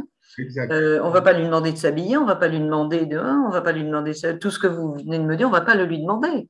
On va, voilà. Est-ce qu'elle s'habille toute seule? Est-ce que bon, alors la personne qui vit avec elle ou la personne qui est sa référente peut le dire. Mais la personne qui vient et qui a décidé, parce qu'au Conseil général, si je vous le dis, c'est que c'est vrai, j'invente pas les choses, si vous voulez, a décidé qu'il n'y avait plus de financement et qu'on préfère mettre en GR5 qu'en GR4. On a la même chose en établissement, d'ailleurs. Il y a des, alors c'est pas tout à fait la même chose. On a des directeurs d'établissement qui poussent un peu et qui mettent en girin, eux, avec un contrôle, qui peuvent se faire parce qu'ils vont toucher un peu plus d'argent pour le financement de l'accompagnement de la perte d'autonomie, et puis d'autres qui vont plutôt mettre. Voilà. Donc, on sait très bien qu'il y a de la part des uns et des autres, justement parce que cette grille Agir appelle un financement, qu'il y a des dérives. Bien sûr. Alors, il y a quand même une chose, vous dites, ça se prépare, la visite du conseil départemental. Moi, je suis désolé, j'étais médecin généraliste, je la préparais parce qu'il y a aussi une certaine fierté de la part de la personne, et quand on lui dit, est-ce que vous vous habillez toute seule, elle va dire oui, parce qu'elle ne veut pas montrer à quelqu'un d'étranger, et puis si moi je suis présent, son médecin, je lui dis, montrez-lui comment vous mettez les bas. Ah non, ça, les bas, je ne peux pas le faire. Vous comprenez? Il y a quand même, mais non, mais vous ne pouvez pas laisser. Non, mais je sais bien, mais ce que je veux vous dire. Non, mais parce que vous avez l'air de dire que tout vient des pouvoirs publics, alors que c'est beaucoup plus complexe. Ce que je suis en train de dire, c'est que quand vous avez une personne déléguée par un conseil général, qui vient, alors c'est peut-être pas comme ça dans tous les départements, j'en sais rien, à Paris, je sais que c'est souvent le cas. Bon, mais je dirais la distance, en tout cas organisationnelle, qui s'est créée avec le temps, et y compris des situations, au fond, pour rester très simple, si vous voulez, les familles de personnes âgées dépendantes, non pas en situation de handicap, mais dépendantes dans le sens où c'est entendu à l'ordinaire, ce sont souvent des familles qui sont très surprises vers la toute fin de la vie de leur personne, de leurs parents, et qui vont vivre pendant 2, 3, 4 ans, en moyenne c'est plutôt entre 2 et 3 ans, une situation difficile dans laquelle il y aura la nécessité éventuellement d'entrer en établissement avec tout le drame que ça peut représenter à chaque fois. Et donc c'est une situation assez transitoire, je dirais, douloureuse. Autre chose est la situation des aidants pour les personnes en situation de handicap plus jeunes, où là, toute la vie du couple et des familles est imprégnée littéralement de cette situation familiale, et où la psychologie, je dirais, toute la vie tourne autour de cette situation de handicap qui, elle, au fond, on finit par se stabiliser peut-être mieux que chez les parents de personnes âgées ou les enfants, généralement de personnes âgées. Ça va se stabiliser au bout d'un moment, mais ça dure tellement longtemps, ce sont des dizaines d'années, que le retentissement est tout à fait considérable. Si vous voulez. Donc, je me demandais, est-ce que vous avez une appréciation sur cette dimension-là, à savoir de réunir des services qui pourraient être le prémisse, au fond, en rêvant un peu, de ce que vous appelez de vos voeux, à savoir des prestations qui seraient uniformisées? Oui, mais c'est exactement ça, nos attentes. Ce sont des situations uniformisées. Alors, pour revenir à la maison dont vous parliez, nous avons aujourd'hui ce qu'on appelle les maisons du handicap, bon, les MDPH. C'est d'ailleurs dans le circuit actuellement, au niveau de l'étude de ce 5e risque, que les MDPH puissent être également les maisons d'accueil pour tout citoyen recouvrant une perte d'autonomie, un handicap, etc. Donc, on aurait une maison qui serait le relais pour l'ensemble de la population. Aujourd'hui, une personne âgée va dans une maison, une MDPH, maison départementale pour le handicap, on lui dit, madame, passez la porte, c'est pas chez nous. Voilà. Donc, ce serait déjà un grand pas en avant qu'on ait une maison ouverte pour la totalité de la population. Maintenant, c'est évident que quand vous avez un enfant qui est handicapé ou de naissance ou qui a un handicap plus tard ou un accident, etc., on voit les difficultés qu'ont les familles à ce moment-là. C'est absolument terrible. Ça peut aller même jusqu'à la dissolution de la vie de famille, le divorce, le père s'en va. Alors bon, c'est terrible. Puis il y en a d'autres qui se battent et qui font voilà. Alors, on a pratiquement les mêmes situations quand même chez les personnes âgées, c'est-à-dire pour une petite partie de la population. C'est-à-dire que quand vous avez une situation lourde dans un ménage ou les familles recomposées, où vous avez une mamie d'un côté, un papy de l'autre, et où c'est la femme qui supporte les 3/4 du temps, qui a tout sur les épaules pour gérer les situations de tout le monde, là aussi, ça peut éclater la vie de famille. Hein. On en revient un peu au même. Par contre, c'est vrai que du côté personne âgée, ça va durer moins longtemps. Bon, et ça, c'est une évidence. Mais ce n'est pas parce que ça dure moins longtemps qu'on ne peut pas trouver effectivement un accompagnement et un financement approprié pour les uns et pour les autres, en partant de grilles d'évaluation qui ne seraient pas celles de la grille Agir et en parlant, comme je l'ai dit tout à l'heure, d'un financement universel qui remplacerait la PCH et l'APA et qui prendrait le relais lorsqu'il y a une situation telle que nous venons de la décrire. Et on sait très bien, alors après j'arriverai sur autre chose, on sait très bien aujourd'hui que accompagner un enfant handicapé ou avec une lourde charge d'autonomie coûte beaucoup plus cher qu'accompagner une personne qui va déclencher un handicap lourd à 80 ou à 82, 83 ans. Ça va être réduit dans le temps. Le handicap du jeune, il faut l'accompagner dans sa scolarité quand il le peut. Il faut l'accompagner dans une maison spécialisée. Il faut l'accompagner pour un premier travail quand il le peut. Il faut l'accompagner dans un ESAT quand il le peut. Il faut, comme on le voit aujourd'hui, quand il est en retraite dans un ESAT et qu'on lui dit, comme j'ai connu aussi dans certains départements, bah écoutez, on va vous mettre dans un EHPAD parce que là, vous y serez bien, vous pousserez les fauteuils roulants des personnes pour les amener au restaurant le midi. Ça se passe aussi et le défenseur des droits est au courant aussi que ça se passe, voilà, et ce qui n'est pas non plus la solution, voilà. Il y a des tas de situations qu'il faut repenser, remettre à plat, de façon à ce qu'il y ait plus d'équité et plus de justice pour ces populations qui sont touchées par ce handicap et cette perte d'autonomie. Alors, maintenant, et ça je ne l'ai pas évoqué tout à l'heure, par rapport, j'ai parlé de l'APA, j'ai parlé de l'EHPAD et du domicile, mais il est nécessaire aujourd'hui de travailler urgemment sur toutes les situations et les établissements ou les lieux de vie qui peuvent accompagner la personne. Alors, l'accompagner dès son départ en retraite, et notamment lorsqu'elle n'a pas pensé que si elle habite dans une maison avec 3 étages, ce sera peut-être pas la finalité quand elle va prendre quelques années et que c'est pas ça qui va pouvoir éviter une perte d'autonomie. Donc, il y a des choses à mettre en place dès l'âge de la retraite. Il y a des établissements qui commencent, on a parlé l'autre jour, ça c'est pour les personnes en situation de maladie cognitive de ce merveilleux village Alzheimer à côté de Dax. Il y a des petites unités de vie qui sont en train de se créer.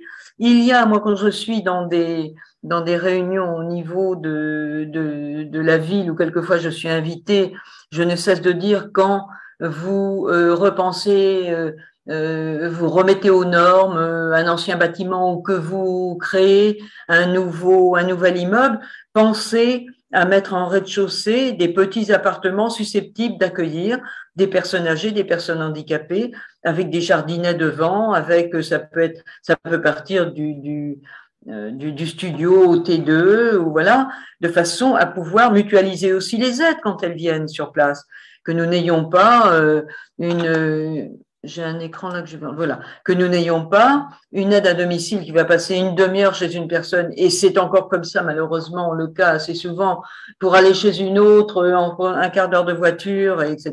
Bon, donc il y a des tas de choses qu'il faut repenser, et il y a des choses qui sont faites. Mais ce qui est condamnable aussi, c'est qu'il y a beaucoup de choses qui sont faites et qui restent ponctuelles à un endroit de la métropole et qui ne sont pas reproduites.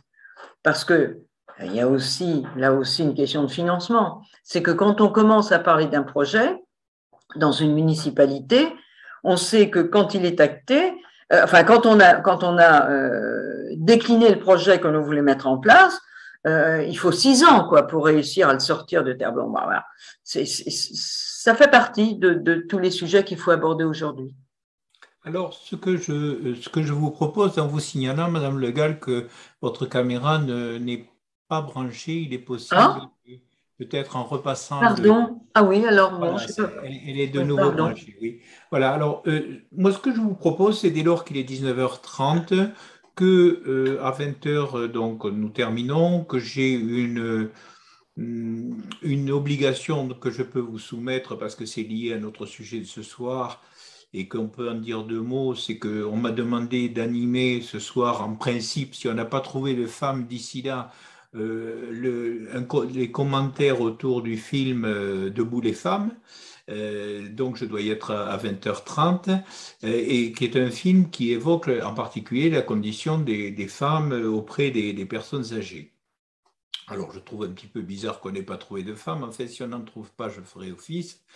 Et donc, ça m'obligera effectivement à vous quitter à 20h comme c'était prévu et pas plus tard. Et ensuite, ce que je voudrais dire, c'est que d'ici là, je pense qu'il serait quand même pas mal que vous, Madame Le Gall, vous commentiez, peut-être avec nous aussi, les résultats du questionnaire préalable, puisque nous avons une tradition qui consiste avant chaque visio à poser un questionnaire pendant quelques semaines aux personnes potentiellement participantes. Et en tout cas, il y a 29 personnes qui ont répondu à ce questionnaire, dont pas mal regarderont, je pense, le replay après.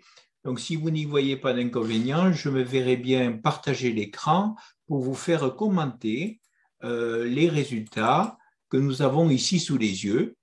Vous avez la première question, c'est connaissez-vous les 4 risques couverts par la sécurité sociale? Il y a 29 réponses et là-dessus, un tiers de personnes qui ne les connaissent pas, alors même qu'il s'agit de personnes sensibilisées puisque répondant. Donc on peut imaginer que si on avait poser la même question à une population tout venant, le nombre de noms serait bien plus considérable. Qu'en pensez-vous?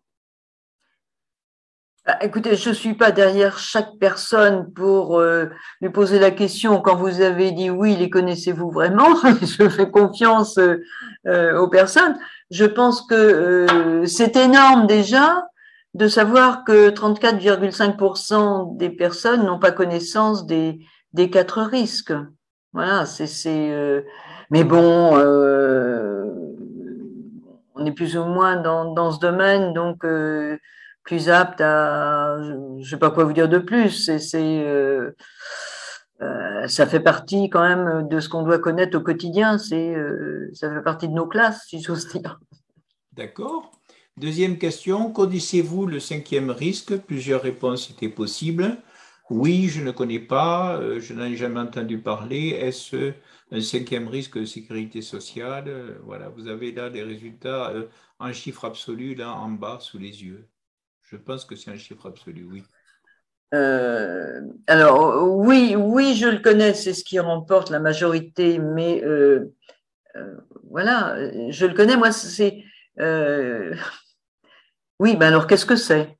Si vous À ces voulez, gens-là, je dis qu'est-ce que c'est le cinquième risque? ce que je Voilà. veux dire par là, c'est que vous avez posé ces questions. Donc, au-delà du commentaire peut-être des réponses qui ont été faites, c'est à la limite pourquoi vous avez posé cette question de manière plus générale. Vous voyez, c'est ça que je veux Alors, dire. j'ai posé cette question.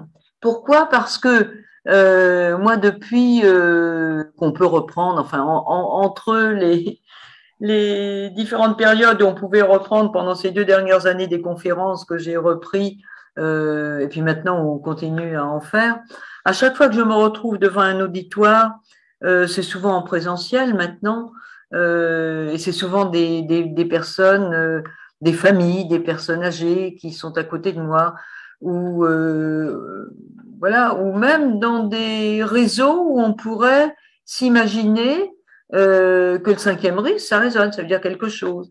Et quand je pose la question, est-ce que vous savez ce que c'est? Non. Est-ce que la barrière de l'âge, ça vous parle? Non. Voilà, j'ai toujours un non. Et j'ai 5%, même pas, qui, voilà. Alors, je suis peut-être pas dans le bon circuit. Et c'est Ça pour ça que serait je me suis permise de poser la question.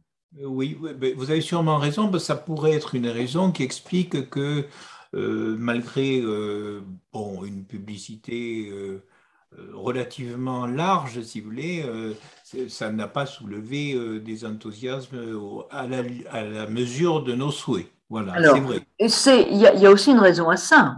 Il y a aussi une raison, c'est que si le gouvernement est très prolixe sur certains sujets, et on n'a qu'à écouter les médias et les différentes chaînes télévisées. Bon, je prends l'exemple des EHPAD. On a compris la situation des EHPAD avec la Covid. Personne ne parlait des EHPAD avant. Depuis la Covid, on a les EHPAD en permanence sur nos chaînes. Bon, personne sur les Oui, chaînes pour en dire du télévisées. mal, hein. Pour en dire Pardon? du mal. Comment? On parle des EHPAD uniquement pour en dire du mal. Oui, mais écoutez, je suis Eh ben, moi, je désolée. ne suis pas d'accord. Moi, je suis Non, pas mais d'accord. Il y a attendez, beaucoup. attendez, attendez, attendez. Il s'agit pas, je mets pas les EHPAD au banc des accusés. Je suis moi-même en permanence en rencontre avec des directeurs d'EHPAD, des professionnels que je soutiens. Je connais leurs difficultés et je connais aussi les difficultés que rencontrent les résidents qui y sont. Je suis sur le terrain. Alors, je n'ai pas vos compétences, mais je suis sur le terrain. J'ai les sons de cloche. Bon, qui sont pas des sons de cloche. Je ne suis pas un médecin. J'entends ce que les gens me disent. Voilà. Donc, les EHPAD, je suis désolée, il y a quand même un manque de professionnels. Il y a un manque de professionnels médicaux, d'infirmières, etc. On voit que c'est un gros souci. Bon, alors, maintenant, on parlerait du cinquième risque sur les chaînes télévisées, comme on a parlé des EHPAD pendant le Covid.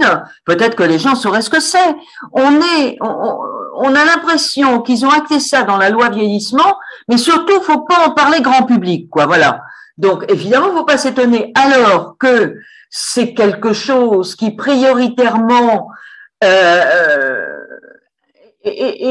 doit résonner aux oreilles des citoyens en général, puisque c'est d'eux dont on parle. Et c'est eux qui vont supporter ce qu'on va faire ou ce qu'on va pas faire de ce cinquième risque.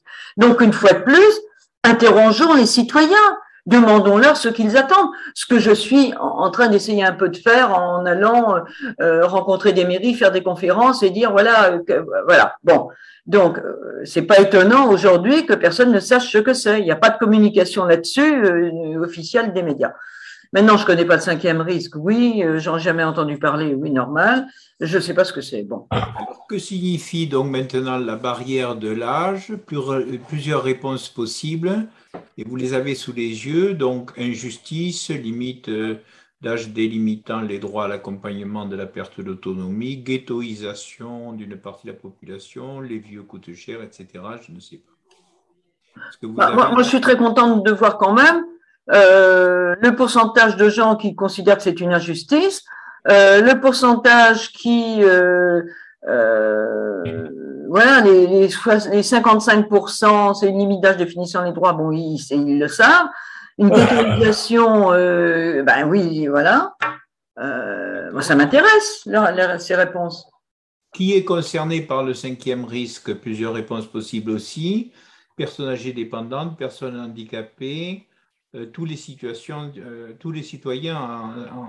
en situation de handicap. Ça, c'est une très bonne réponse. Ça veut dire que les personnes qui ont, à 82,8%, qui ont répondu à ce sondage, ont, elles, par contre, une connaissance alors de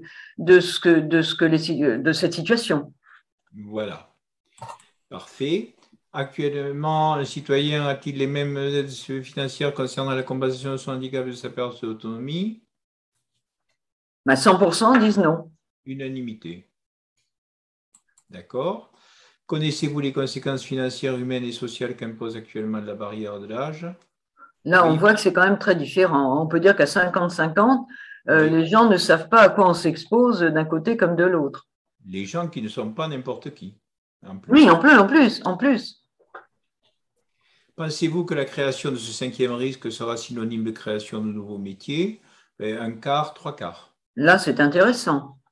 Parce qu'effectivement, ce sera, ça se concrétisera par des nouveaux métiers à tous les niveaux d'ailleurs, hein, que ce soit du numérique, que ce soit du présentiel, et des nouveaux métiers qui vont se créer et qui ne sont pas encore d'actualité. Il s'agit d'une priorité, apparemment. On a l'impression qu'en avançant dans le questionnaire, les idées se oui, oui. C'est une priorité. D'accord. Avez-vous une idée des conséquences financières que provoque aujourd'hui la barrière d'âge? Oui, on voit que là, il y a beaucoup de personnes qui n'ont pas connaissance des montants attribués aux uns et aux autres et des différences de montants attribués aux uns et aux autres. Oui, c'est pas clair. Je pense, par exemple, vous voyez, même ne serait-ce que la différence entre l'APA à domicile et l'APA en établissement. C'est différent. C'est des choses qui ne sont pas claires. Je pense tout à l'heure à votre débat aussi autour des EHPAD. Oui. Il y a des ambivalences. Par exemple, je crois que le dévouement des personnels est pratiquement unanimement reconnu, même si on sait qu'il y a des gens qui sont là parce que voilà quoi, parce que c'est un emploi de proximité et que bon, il ne faut pas non plus idéaliser. Mais on reconnaît quand même un dévouement, voilà. Par contre, le système même de l'EHPAD, par contre, est actuellement en crise. C'est-à-dire l'idée qu'on va concentrer 80 personnes au même endroit dans les conditions dans lesquelles ces personnes sont regroupées. Ça, là, par contre, je pense qu'il y a eu, on le voit avec le rapport Broussi, avec tout le travail qui a été fait, qui nous a été demandé, auquel j'ai modestement participé, il y a quand même quelque chose qui est une aspiration à une autre façon d'organiser. Oui, mais que ce soit 80 ou 50, le problème est entier. Bon, nous, on est pour des établissements petits. On sait que là aussi, c'est une question de financement, puisque 80 personnes, c'est la limite pour lesquelles vos financements vont passer. En dessous de 80, c'est compliqué pour les financements. Au-dessus de 80, c'est inhumain. Voilà.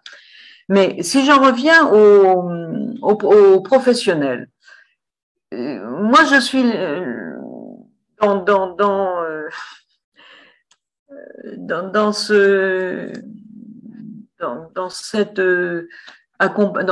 dans ces associations, si vous voulez, dans cette défense, j'y suis depuis 20 ans maintenant.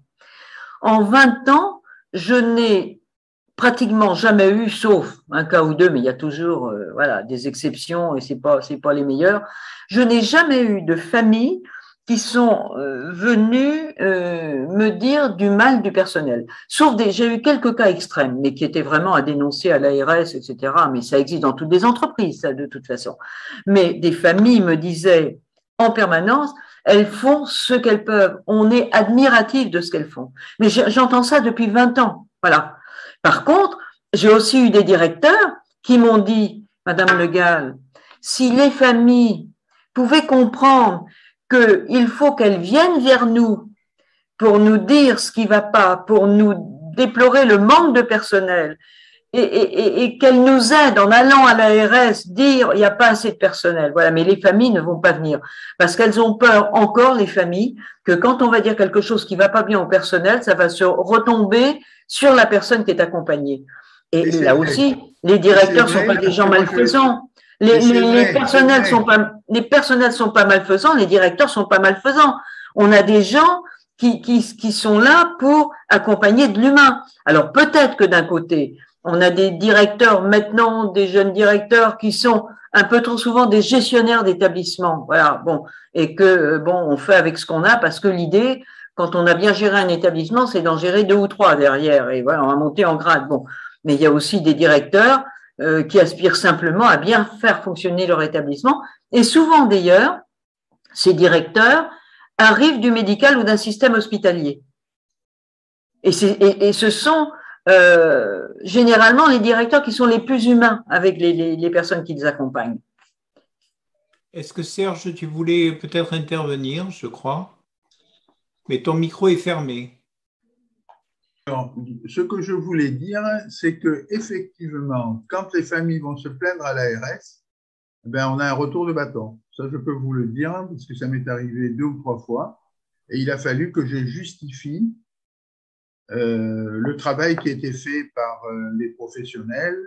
Voilà, par exemple, on ne les faisait pas manger, donc on m'a demandé si je surveillais la courbe de poids. Donc j'ai envoyé les copies des surveillances et les courbes, parce que je fais des courbes. La personne avait chuté, elle avait chuté un dimanche après-midi, elle continue à marcher dans les couloirs. On m'a téléphoné le dimanche après-midi, j'ai dit écoutez, on fera la radio lundi, c'est pas la peine qu'elle aille aux urgences. Le lundi, on découvre une fracture du col du fémur qui n'a pas été opérée, hein. La personne a remarché très vite. Il y avait au niveau d'un os, on m'a demandé comment je gérais les chutes, pourquoi j'avais attendu 24, une journée, etc. Donc, dès que les familles vont se plaindre à l'ARS, on a en principe au moins un coup de téléphone. Si ce n'est pas une enquête, hein. Parce que j'ai eu aussi l'enquête. Hein. Alors, et il faut voir comment se passe l'enquête. Je ne sais pas si vous le savez, mais quand on a une enquête, le directeur… J'en ai provoqué une d'enquête pour une personne. Le directeur est coincé dans son bureau, il peut parler à personne. Les gens du premier étage ne peuvent pas parler à ceux du deuxième étage. Le médecin a quelqu'un avec lui en permanence pour surtout ne pas influencer. Alors, bon, ça s'est bien terminé à chaque fois parce qu'il n'y avait rien, c'était une famille qui s'est plaignée. Mais si vous voulez, quand les gens sont bienveillants, font le mieux qu'ils peuvent et travaillent bien, c'est un peu désagréable. Voilà. Donc, c'est pas… Et bien sûr, il y a des endroits… Moi, je fais partie de l'association de lutte contre la maltraitance du Tarn, hein, qui regroupe le Tarn, le Lot et l'Aveyron. Et nous avons de temps en temps des informations qui sont très inquiétantes. Hein. Alors, si je me permets, vous êtes en train de me dire que les EHPAD fonctionnent merveilleusement bien et qu'il n'y a jamais de soucis ou de soucis importants et que les familles ne doivent pas dénoncer certaines choses. Bon, moi, je ne peux pas être… Non, mais attendez, excusez-moi, je vais continuer. Bon, je vais continuer. Moi, j'ai en mémoire, je vais vous donner plusieurs exemples. J'ai en mémoire… C'était un établissement du Finistère qui ne disposait pas d'assez de personnel, c'était dramatique, un établissement spécialisé pour des personnes atteintes de maladies cognitives. Bon, et un établissement de 34 personnes. Les familles en étaient arrivées à rester jusqu'à 11 heures du soir pour coucher certaines personnes. Bon. On a décidé, mais j'avais de très bons rapports avec l'ARS du Finistère. On était très, comme on le souhaite. Nous, notre souhait, c'est d'ouvrir la communication entre tous les pouvoirs publics, les directeurs, les familles, etc. Et je pense que dans certains départements, on y arrive pas mal.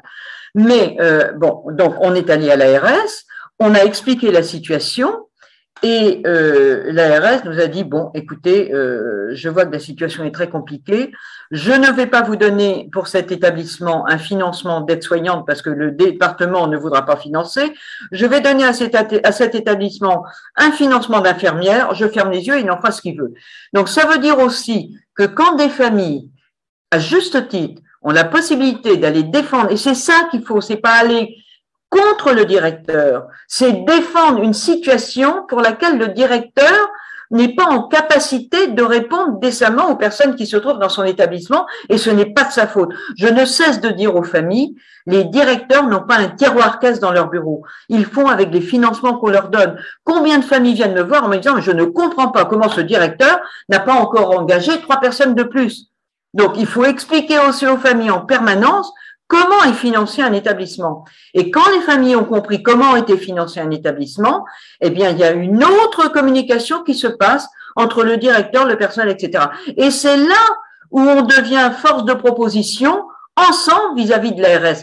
Parce que je peux vous dire que quand on a une ARS qui est en capacité de nous écouter, et c'est pas le cas dans tous les départements, hein, je peux vous le dire, mais dans le Finistère, c'était particulièrement, voilà, ils le sont encore. L'association du Finistère garde des relations très proches avec le département et l'ARS.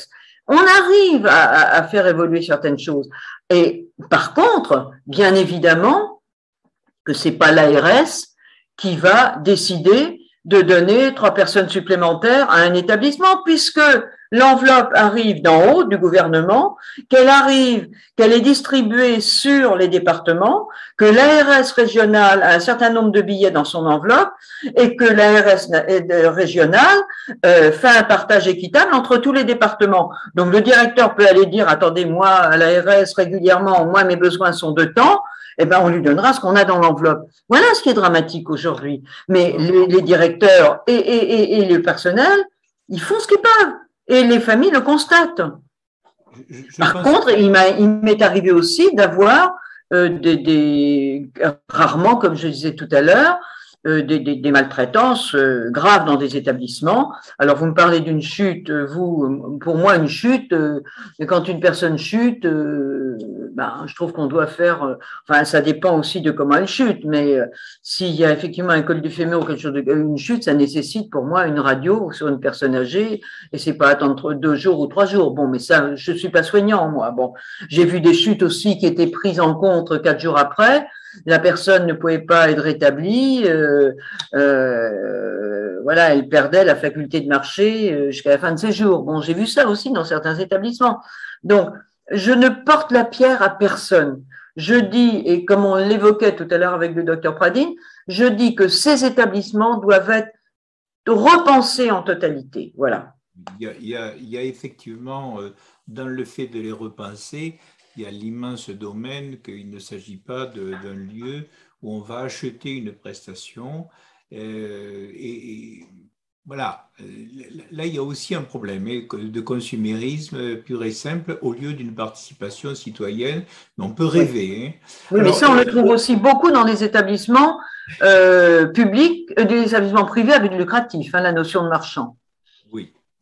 Alors, autre question là qui rejoint, si vous voulez, votre préoccupation, et je me permets d'avancer un petit peu, bien que j'ai envie de vous redonner la parole, hein, en particulier à Serge, mais avez-vous connaissance des différences de financement entre prestations et allocations? Alors, ça, c'est quand même très intéressant aussi, hein, c'est-à-dire une majorité assez nette de personnes. Non. Ouais. Petits, donc, c'est ça qui contredit un petit peu les réponses précédentes dans certains cas.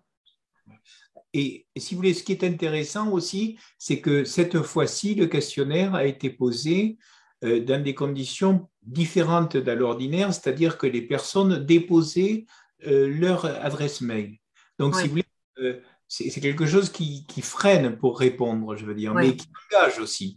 Donc, s'engager à dire « je ne suis pas capable » alors même que je suis intéressé, parce que ils ne sont pas fous, hein, les gens, 29 personnes.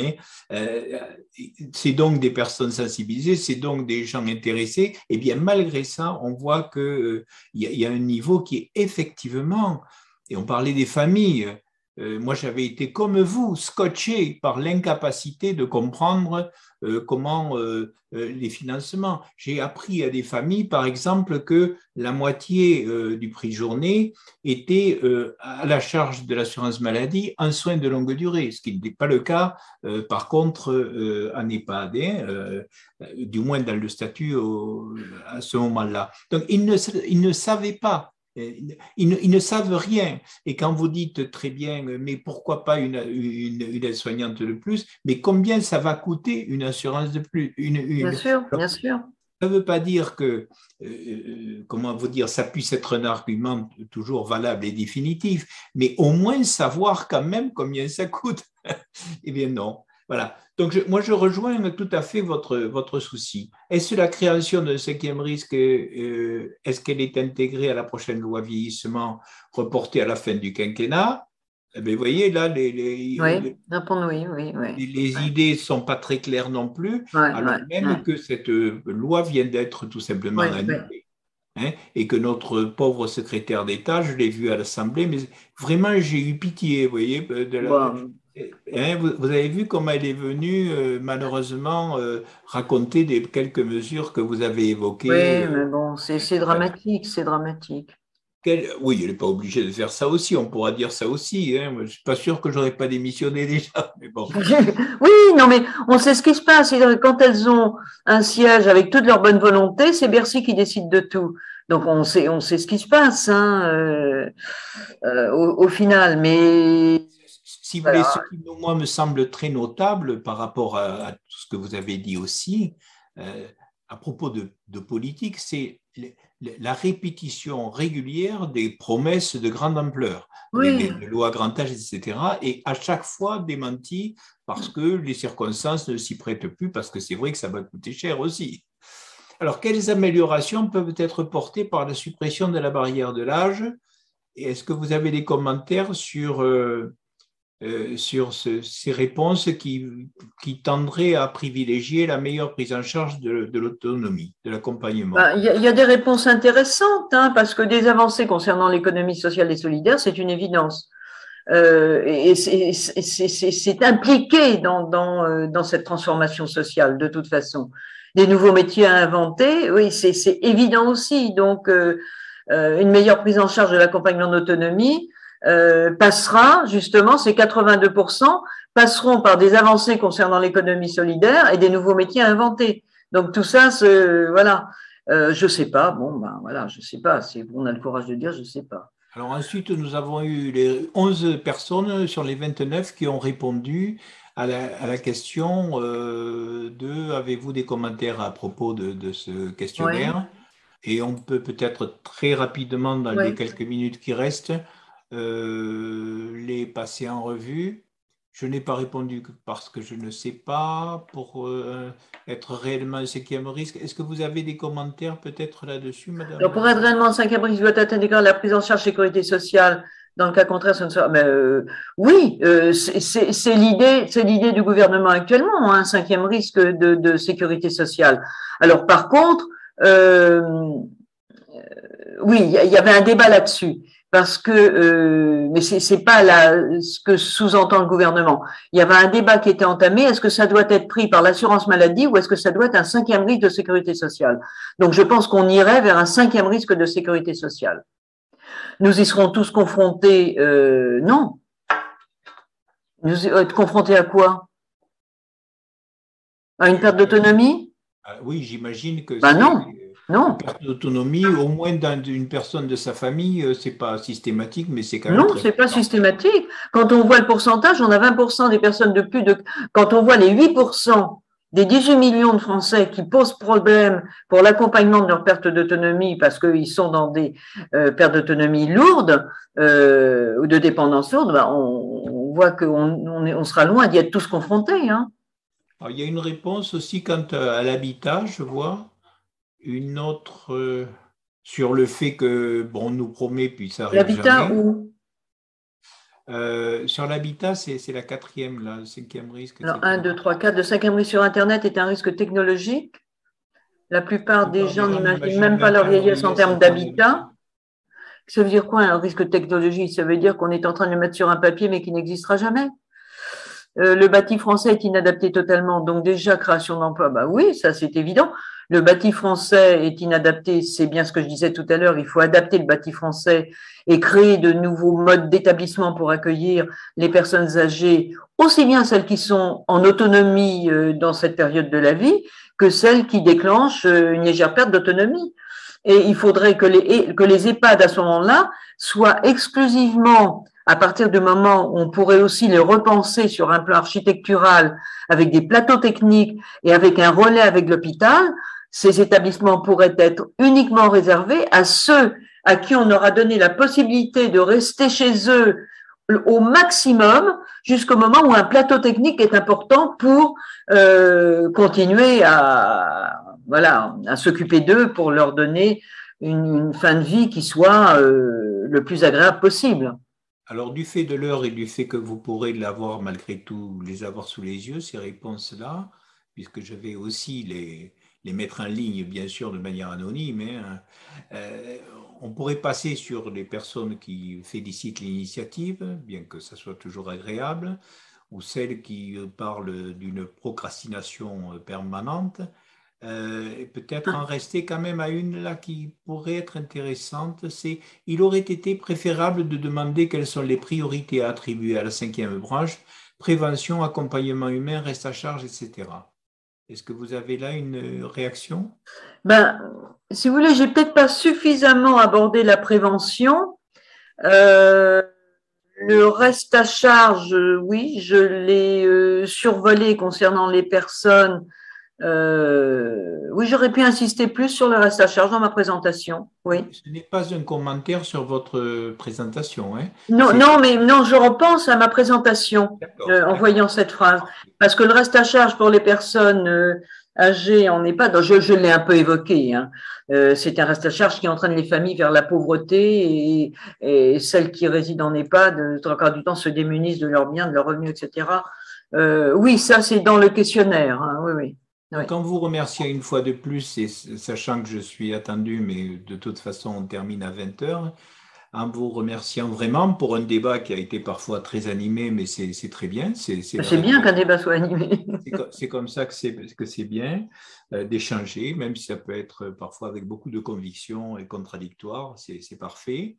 La prochaine visioconférence, ça sera avec le docteur Philippe Albou, qui a écrit un ouvrage fort intéressant sur l'histoire de la vieillesse. Enfin, je résume l'image des personnes âgées dans l'histoire. Et donc, ça sera le 16 novembre, 18h-20h aussi, avec là aussi un questionnaire préalable qui m'a déjà fait parvenir, que je vous enverrai dans les jours qui viennent. Et donc, nous nous retrouverons, si vous voulez bien, autant que nous sommes. Il y aura un replay, bien sûr, il y aura la mise en ligne des réponses au questionnaire, peut-être commentée par Madame Le Gall, si ce n'est pas lui forcer la main maintenant, à savoir de nous donner aussi les bonnes réponses, c'est-à-dire de quelle importance elle, même qui a posé les questions, accorderait aux différentes réponses dont on a vu qu'elles sont disparates. Oui, oui. Voilà. Donc, encore une fois, je vais clore cette réunion tout en vous remerciant encore d'avoir bien voulu venir et venir débattre d'un sujet quand même assez difficile et pourtant indispensable à connaître. Voilà. Merci encore. Bonsoir. Merci beaucoup. Bonne soirée à vous tous. On attend la réalisation du 5e risque. Voilà, on va suivre ça de près. D'accord.